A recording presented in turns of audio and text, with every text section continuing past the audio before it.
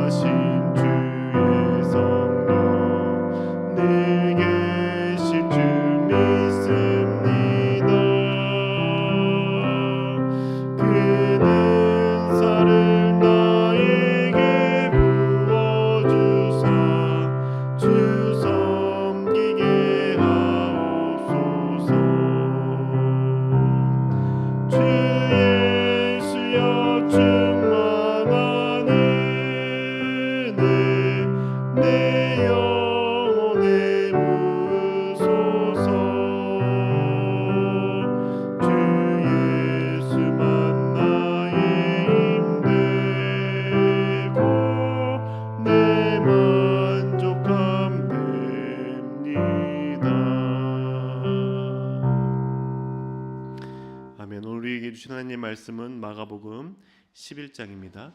마가복음 11장 27절에서 33절의 말씀입니다.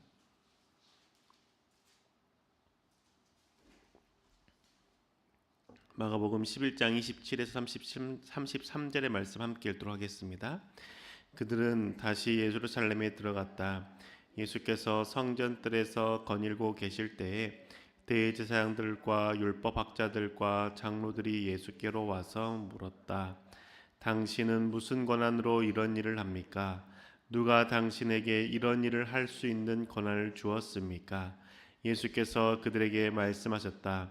나도 너희에게 한 가지를 물어보겠으니 나에게 대답해 보아라. 그러면 내가 무슨 권한으로 이런 일을 하는지를 너희에게 말하겠다. 요한의 세례가 하늘에서 온 것이냐 사람에게서 온 것이냐 내게 대답해 보아라. 그들은 자기들끼리 의논하며 말하였다. 하늘에서 왔다고 말하면 어찌하여 그를 믿지 않았느냐고 할 것이다. 그렇다고 해서 사람에게서 왔다고 대답할 수도 없지 않은가. 그들은 무리를 무서워하고 있었다. 무리가 모두 요한을 참 예언자로 알고 있었기 때문이었다. 그래서 그들이 예수께 대답하였다. 모르겠습니다. 예수께서 그들에게 말씀하셨다. 나도 내가 무슨 권한으로 이런 일을 하는지를 너희에게 말하지 않겠다. 아멘. 하나님 아버지 앞에 나와 예배드리시는 여러분들의 삶 가운데 하나님의 은혜가 가득하시길 주의 이름으로 축복합니다. 하나님을 믿고 하나님을 더 알기 위해서 중요한 것은 어떻게 질문하느냐인 것 같습니다. 내가 고난 가운데 있을 때 하나님께 어떻게 질문하느냐에 따라서 나의 신앙의 깊이가 달라지죠. 하나님이 살아계시면 어떻게 나에게 이렇게 하십니까? 라고 질문할 수도 있습니다. 그런데 다르게 모든 것을 아시고 나의 상황을 잘 아시는 주님, 고난을 통해서 발견해야 할 하나님의 뜻이 무엇입니까? 라고 질문할 수도 있죠.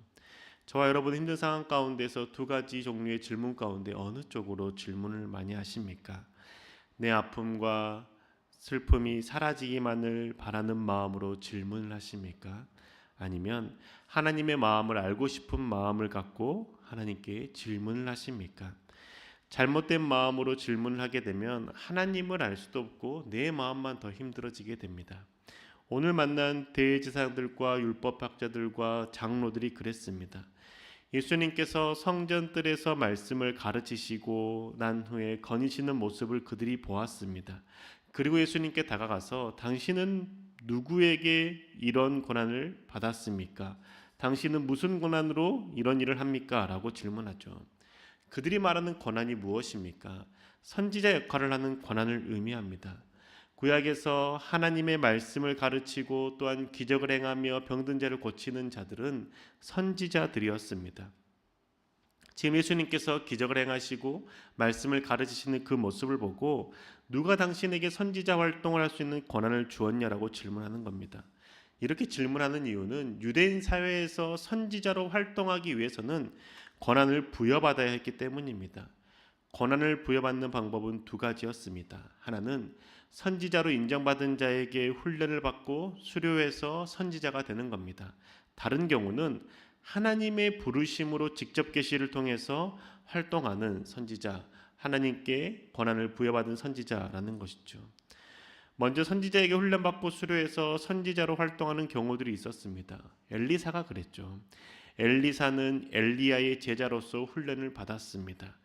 구약에서 선지자 훈련생이라는 표현들도 있는 것을 보면 선지자 훈련을 받고 수료함으로 선지자로서 인정받고 활동할 수 있었던 겁니다. 그렇기 때문에 우리가 구약에서 만나는 거짓 선지자들도 볼 수 있는 것이죠. 선지자를 통해서 훈련을 받고 수료를 받으면 선지자로 활동할 수 있었습니다. 그때 참된 선지자는 하나님의 마음과 뜻을 알고 하나님의 뜻을 전했습니다. 하지만 거짓 선지자들은 권력의 입맛대로 활동했던 것이죠. 선지자로 인정받고 세워진 사람에게 훈련받아서 선지자로 활동할 수 있었기 때문에 거짓 선지자들도 활동할 수 있었던 것이었습니다. 그런데 지금 예수님께서 활동하던 시기는 언제입니까? 말라기 이후로 400년 동안 선지자가 없었던 시기였습니다. 그러니 선지자에게 훈련을 받을 수 없었던 것이죠. 선지자를 통해서 세워지는 선지자가 나올 수 없었던 겁니다. 그러면 예수님께서는 어떻게 선지자로 활동할 수 있었을까요? 하늘로부터 하나님에게 직접 계시를 받아 선지자로 활동할 수 있었다라고 생각했을 겁니다. 구약에서도 하나님께 직접 부르심을 받아 택하셔서 하나님께 택하심을 받아 선지자로 활동한 경우들이 있었죠. 요나가 그랬고 예스겔도 그랬습니다. 지금 예수님께서 선지자의 권한을 받을 수 있는 경로 단 하나죠. 선지자가 400년 동안 없었기 때문에 하나님으로부터 부르심을 받아 권한을 받고 선지자가 될 수 있었던 겁니다. 이 사실을 대제사장들과 율법학자들도 생각했던 것이죠. 예수님께 와서 누가 당신에게 선지자 활동을 할 수 있는 권한을 주었습니까? 라고 하는 질문의 의도는 예수님을 죽이기 위한 것이었습니다. 왜 이 질문이 예수님을 죽이기 위한 질문이었을까요? 그 이유는 예수님께 이 질문을 했을 때 예수님께서는 하나님께서 나를 보내셨다라고는 수준으로 대답하실 것이 아니라 하나님은 나의 아버지다. 그리고 나와 하나님은 하나다라고 대답할 것을 생각했기 때문입니다. 이렇게 생각한 이유는 예수님께서 이전에도 말씀을 가르치실 때 하나님은 나의 아버지다라고 말씀했고 하나님과 나는 하나다라고 말씀했기 때문입니다. 그런데 그때마다 유대인들은 돌을 들어서 예수님을 죽이려고 했던 것이죠. 요한복음 10장 30절과 31절의 말씀입니다. 나와 아버지는 하나이다. 이때에 유다 사람들이 다시 돌을 들어서 예수를 치려고 하였다. 예수님께서 나와 하나님은 하나다라고 말씀하셨습니다. 하나님을 아버지라고 불렀고 그 아버지와 나는 하나다라고 말씀하고 계시죠. 이 말을 들은 유대인들이 돌을 들어서 예수를 치려고 했습니다. 돌을 던져 죽이려고 했던 것이죠. 왜냐하면 유대인들에게 있어서 하나님은 거룩하신 분이시고 감히 이름조차 부를 수 없는 존재였기 때문입니다. 그런 하나님인데 목수의 아들이 기적을 행한다고 해서 하나님을 아버지라고 부르고 하나님과 내가 하나다라고 말하는 그것을 유대인들은 들을 수 없었던 겁니다. 신성 모독이었고 자신들이 섬기는 거룩하신 하나님을 모독하는 것이라고 여겼기 때문입니다. 그래서 대제사장들과 율법학자들은 그 유대인들의 종교심을 이용해서 예수를 죽이려고 했던 것이죠. 그러기 위해서 질문을 던진 겁니다. 당신에게 병든 자를 고치시는 권한 누가 준 겁니까? 당신에게 말씀을 가르치시는 권한 누가 준 겁니까? 라고 질문한 것이죠. 그러면 예수님께서 하늘에 계신 내 아버지와 나는 하나이기 때문에 내가 이런 일을 한다라고 대답할 것이라고 생각했던 겁니다. 그럼 이들은 왜 이렇게 예수님을 죽이려고 했을까요? 그 이유는 바로 전에 예수님께서 성전에서 제물을 판매하는 자들을 내쫓고 강도의 소굴로 만들었다라고 말했기 때문입니다. 대제사장들이 활동하고 있는 그 성전, 하나님이 주시는 그 성전을 자신들은 잘 관리하고 지켰다라고 생각했는데 예수님께서 강도의 소굴로 만들었다라고 책망하는 것이죠. 그리고 하나님께 제물을 바치기 위해서 그곳에 제물 파는 상인들을 두고 하나님께 바칠 제물들을 팔았는데 그것을 다 뒤집어 엎고 예배를 방해했다라고 했던 겁니다. 그래서 이들의 마음이 얼마나 예수를 죽이고 싶었는지에 대해서 마가복음 11장 18절에 잘 기록되어 있습니다. 대제사장들과 율법학자들이 이 말씀을 듣고서는 어떻게 예수를 없애버릴까 하고 방도를 찾고 있었다. 그들은 예수를 두려워하고 있었던 것이다. 무리가 다 예수의 가르침에 놀라고 있었기 때문이다. 예수님을 죽이고 싶었지만 따르는 무리가 많아서 예수를 죽일 수가 없었던 것이죠. 그래서 생각해낸 것이 무리들이 예수님을 죽이도록 한 겁니다. 그래서 예수를 죽일 생각으로 그들이 생각해낸 질문이 당신에게 누가 이런 권한을 주었습니까? 라는 질문인 것이죠. 주님은 이들의 악한 마음을 아셨습니다. 이들의 악한 마음으로 자신에게 질문한다는 것을 간파하셨던 것이죠. 그래서 이들에게 다시 질문합니다. 내가 너에게 질문할게. 세례자 요한의 세례가 하늘에서 났니 사람에게서 났니? 라고 질문하는 겁니다. 대제사장이 예수님께 질문했던 것과 동일한 질문을 지금 예수님께서 그들에게 하고 있는 겁니다. 선지자가 400년 동안 없는 그 시기에 선지자로 여김받는 백성들이 선지자로 여기는 세례 요한이 등장한 겁니다. 그 세례 요한이 회개를 선포했고 회개하고 돌이킨 자들에게 세례를 베풀었습니다. 요한이 외친 말은 회개해라, 하나님 나라가 가까이 왔다라는 말이었습니다. 이 말을 듣고 많은 이들이 회개하고 자신의 잘못된 삶에서 돌아섰죠. 그리고 그들에게 베푼 세례가 있는데 그 세례가 사람에게서 왔는지 하늘에게서 왔는지를 질문하는 겁니다. 그들은 세례자 요한의 그 세례가 사람에게서 왔다라고 할 수 없는 상황이었습니다. 왜냐하면 그 당시에 선지자로 인정받는 자가 없었기 때문이죠. 요한이 선지자교를 나온 것도 아니었기 때문입니다. 하나님께서 부르시고 하나님의 부르심을 따라 선지자가 되었다는 것을 알았습니다. 그리고 그 세례 요한이 베푼 세례는 자신의 세력을 확장하기 위해서 베푼 세례가 아니라 하나님의 나라에 맞게 합당하게 살아가는 자들에게 베푼 세례였다는 것이죠. 하나님 나라를 선포하고 하나님 나라를 세우기 위해서 세례를 베풀었던 겁니다. 그러니 그들이 대답할 말은 하늘에서 왔다라는 대답뿐이었습니다. 그런데 그렇게 말하기 싫었습니다. 왜냐하면 자신들은 세례자 요한의 그 세례자 활동을 인정하지 않았기 때문입니다. 세례자 요한이 회개하라고 하는 그 말에도 외면했던 겁니다. 그들은 선지자로 인정하지 않았기 때문에 하늘에서 왔다라고 대답할 수 없었던 겁니다. 하늘에서 왔다라고 대답한다면 세례자 요한의 활동을 선지자로 인정하고 그 세례자 요한에 따라서 자신들의 삶을 회개하고 돌이켜야 했기 때문이죠. 그냥 모르겠다라고 대답한 것뿐입니다. 자신들의 불리한 상황에서 모르겠다라고 선언한 겁니다. 지금 우리의 모습이 대제사장들과 율법학자와 장로들의 모습과 같지 않습니까? 하나님께 던지는 질문들, 그 질문들이 하나님을 알고 싶은 마음으로 던지는 질문들이었습니까? 아니면 그냥 내가 고통에서 벗어나고 하나님을 궁지에 몰아서 내가 이 아픔에서 그리고 아픔이 사라지기를 바라는 마음으로 던진 질문들이 아니었습니까? 전능하신 분께서 왜 이것 하나 해결하지 못하시나요? 라고 질문하지 않습니까? 나를 사랑한다고 하시면서 왜 나에게 이런 시련과 아픔을 주십니까? 라고 항의하지 않습니까? 정말 모든 것을 아시고 해결하실 수 있는 분이시라면 내가 당할 어려움, 환난 미리 아시고 피할 길을 주셔야 되는 것 아닙니까? 라고 질문하지 않습니까? 그런데 이러한 질문들 속에 저와 여러분의 마음은 무엇입니까? 하나님을 알고 싶은 마음에서 던지는 질문이십니까? 아니면 내가 고통과 아픔에서 벗어나고 평안해지기만을 바라는 마음에서 던지는 질문이십니까? 그런데 그런 질문을 들으시는 주님께서 오히려 우리에게 질문하실 수 있다는 생각을 해보셨습니까? 너는 하나님을 사랑한다라고 하면서 왜 내가 하는 말은 듣지 않고 내 말씀을 따르지 않고 너의 욕심만을 구하느냐라는 질문을 하신다는 겁니다. 하나님만이 인생의 전부라고 하면서 하나님께 시간과 재정을 드리는 것 왜 아까워하느냐라고 질문할 수 있다는 것이죠.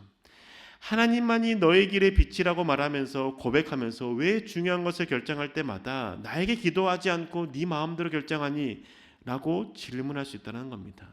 하나님께서도 우리 가운데 질문을 던지신다는 것이죠. 그런 질문 가운데 우리는 무엇이라고 대답할 수 있습니까? 대제사장들과 율법학자들처럼 할 말이 없어서 그냥 모릅니다 라고 대답하고 회피하실 겁니까? 아니면 지금이라도 주님께 나의 잘못된 생각과 마음을 고백하고 회개하고 돌이키시겠습니까? 주님께 바른 질문을 할 때 주님을 더욱더 깊이 알 수 있다는 것을 우리 생각해야 됩니다. 질문을 하는 그 핵심, 그 마음의 중심에는 하나님의 마음, 하나님의 뜻을 알고 싶은 마음이라는 것이죠. 하나님과 함께 있기를 소망하는 마음으로 주님께 나아가고 주님께 질문해야 된다는 겁니다. 그렇지 않고 내 문제가 해결되기만을 바라는 마음, 하나님은 전능하신 분이시니 전능하신 그 능력을 통해서 내가 잘 되기만을 바라는 마음으로 던지는 질문들이라면 주님께서 오히려 우리 가운데 질문하신다는 거죠. 너 정말 나를 사랑하니? 너가 정말 내게 모든 것을 맡기니? 너가 정말 내가 전능한 분이라는 것을 온전히 믿고 있니? 그런 질문들을 주님께서 하실 수 있다라는 겁니다. 사랑하는 교회 여러분, 주님 앞에 나아갈 때 주님을 만나고 싶은 마음, 주님과 함께하고 싶은 마음으로 나아갑시다. 때로는 주님께 상한 마음 앓을 수 있고 주님을 원망할 수 있고 주님께 투정 부리고 싶을 때가 있습니다. 그런데 그때에도 우리가 놓치지 않아야 되는 것은 하나님을 알고 싶은 마음이고 하나님과 함께 있고 싶은 마음입니다. 주님의 뜻을 발견하고 싶은 마음으로 주님께 묻고 주님께 나아가는 저 여러분 되길 원합니다. 그래야여서 어떤 상황에서도 주님과 함께하고 주님의 마음을 알고 주님의 뜻을 따라 살아가는 저와 교회 여러분 되시기를 주님으로 축복합니다. 기도하겠습니다. 주님, 우리가 주님 앞에 나아갑니다. 주님의 뜻 가운데 있기를 소망합니다. 하나님의 마음을 아는 자가 되길 소망합니다. 주님, 우리가 어려움 가운데 있을 때, 아픔 가운데 있을 때 그냥 그것에서 해결하기만을 바라는 마음으로 주께 나아가는 것이 아니라 하나님 아버지의 마음이 어디 있는지, 하나님 아버지의 뜻이 어디 있는지를 묻고 기도하며 나아가는 저희들 되게 인도하여 주시옵소서. 그래서 주와 함께하는 기쁨을 누리게 하여 주시고 하나님의 그 사랑 안에 거하는 은혜 누릴 수 있도록 인도하여 주옵소서. 왕 되신 우리 주 예수 그리스도의 이름으로 기도합니다. 아멘. 하늘에 계신 우리 아버지여, 이름이 거룩히 여김을 받으시오며 나라의 마옵시며 뜻이 하늘에서 이룬 것 같이 땅에서도 이루어지이다. 오늘날 우리에게 일용할 양식을 주옵시고 우리가 우리에게 죄 지은 자를 사하여 준 것 같이 우리 죄를 사하여 주옵시고 우리를 시험에 들게 하지 마옵시고 다만 악에서 구하옵소서. 대개 나라와 권세와 영광이 아버지께 영원히 있사옵나이다. 아멘.